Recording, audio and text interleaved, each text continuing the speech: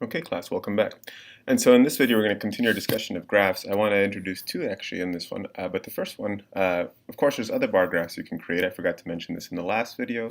Again, in the same place, play around with it. This is the best way to get better at it, is just to do the stuff and not be worried about erasing your data. If you're really afraid of that, you just make a copy of your file that you can play with, and if you somehow mess things up, it's okay because you have it backed up. Now the second thing I'd like to do is show you this one. This is called a broken line graph, and your book has it. And this one took me a while to figure out, but here's how I do this. So let me go back to the Excel. I want to be able to have both the bar graph and this line graph. And so here I have bar graph. And so in order to get this done, what I did is I decided to hit the bar graph, and I need to select something more. I click on select data. I want to add an extra piece of data. So in other words, I want to add another series. And so what I do is I click on add. It tells you series 1, right? What do you want to add? Well, I want to add some y values, and the y values that I want to add are the same ones as before. These 5. Okay, so there it is. Now notice what this does. Here on our graph, it actually now gives me two graphs that are exactly the same, but this is not what I want. What I want is what I want is to be able to have this line attached. So how do I do this? Well, I select either one of these data, so either the darker purple in my case or the lighter purple. So I'm going to go ahead and do the darker purple. And then I go here where it says line, and I just click on line. And notice that it actually does the broken line graph. It includes both the bar graph and this line, if you like. And so this is how you can add another line to it. And that's at least one way to do it. I'm sure there's probably other ways, but this is one way that I've learned so far how to do this. Okay.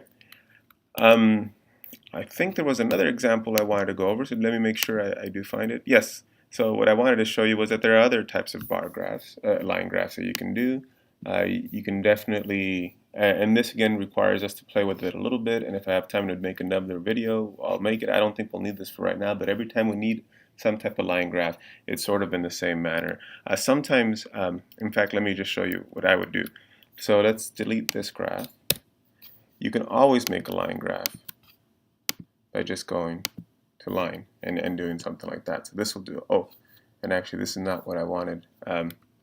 Usually what I'll do is I'll do a scatter plot first, and maybe a scatter plot with straight line scatter, or yeah, so something like that.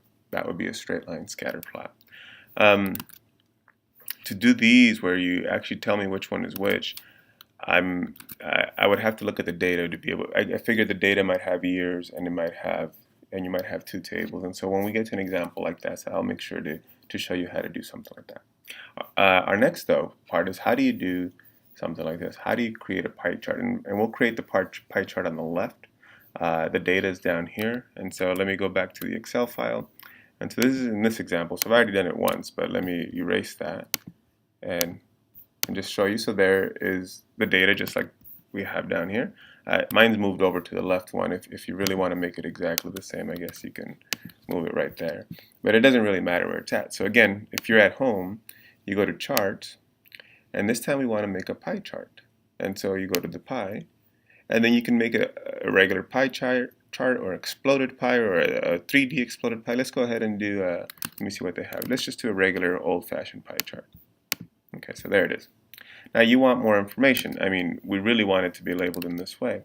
And so what we do here is we go to Format, and let me make sure I get this right. I'll go to Data Labels, and so here what I can do is do data labels, so I can put percentages. So there they are. I could also put the category name. There it is. I can do all of these if I go to Data Label Options.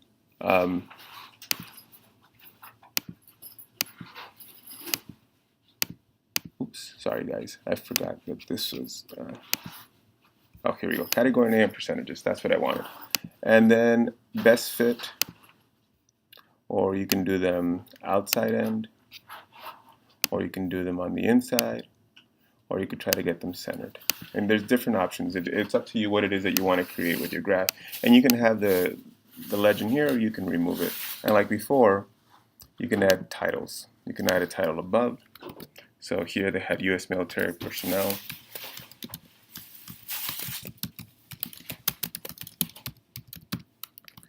Hopefully I spelled that right, in 2012. Okay, and so that's how you create a pie chart. And again, you can play around with this to create more interesting charts if this is not something that you want. And like last time I said, you can copy this. So last time I didn't show you how. You can either go to Edit, Copy right here. You can do the shortcut, Control X if you're on a PC, or you can just right click and go to Copy. And then paste it to your favorite program or Word file. Okay, that'll be it. I'll have another video.